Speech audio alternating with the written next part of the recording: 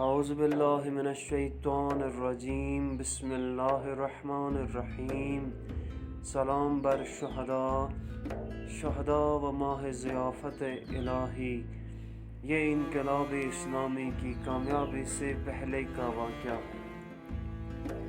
شہید ابراہیم ہمت اس وقت ایک 19 سالہ جوان تھے اور کیڈٹ کالج میں ہاسٹل میں کچن کی ذمہ داری ابراہیم ہمت کی تھی۔ رمضان المبارک کا مہینہ آ پہنچا تھا۔ ابراہیم ہمت نے تمام کیڈٹس سے کہہ دیا تھا کہ تم سب کے لیے سحری تیار کرنے کی ذمہ داری میری ہے۔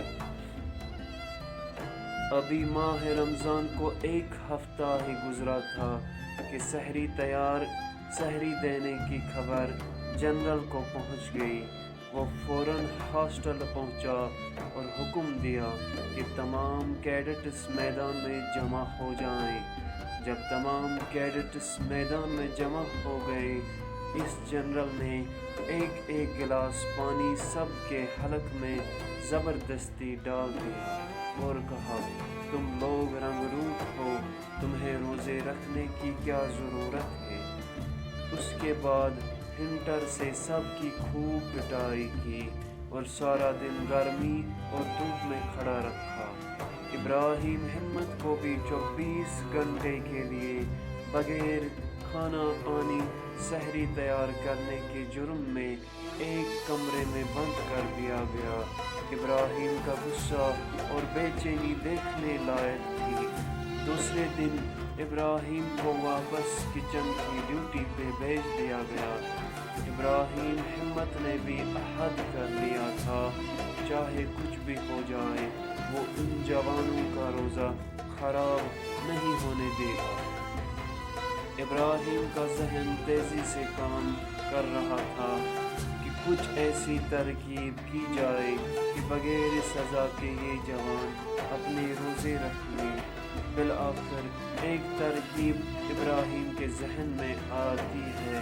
ابراہیم نے اپنے دوست یونس سے کہا کہ تمام کیڈٹس سے جا کر کہہ دیں کہ آج سحری کے لیے سب ریستوران پہنچ جائیں۔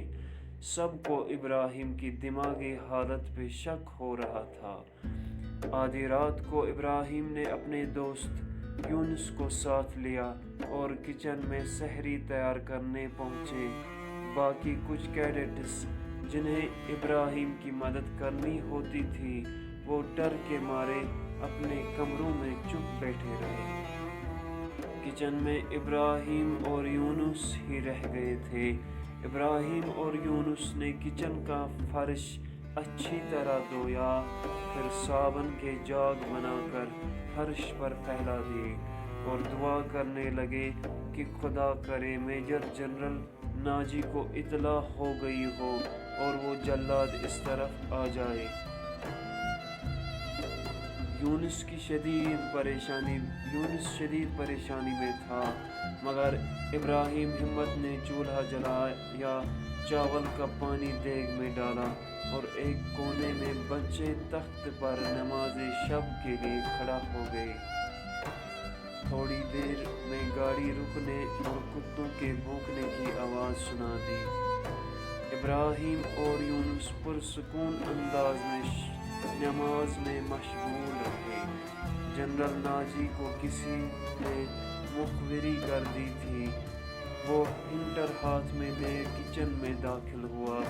کچن کے فرش پر پھیلے ہوئے صابن کے جاگ پہ اس کا پیر پھسلا اور وہ دور تک پھسلتا چلا گیا۔ اس کی دونوں ٹانگوں کی ہڈیاں ٹوٹ گئی، بس اتنا ہی کافی تھا۔ دونوں ٹانگوں پر پلاسٹر چڑھنے کی وجہ سے اسے کچھ عرصے تو ہاسپٹل کا مہمان ہونا ہی تھا، بس اتنا ہی موقع کافی تھا۔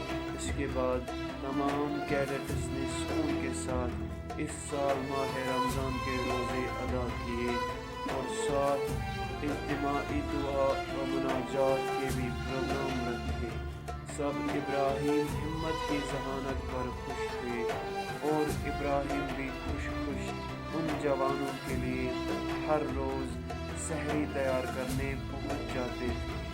سلام ہو اسلام کے ان عظیم و سرفراز شہداء پر۔ شہداء کے نام پر بلند صلوات۔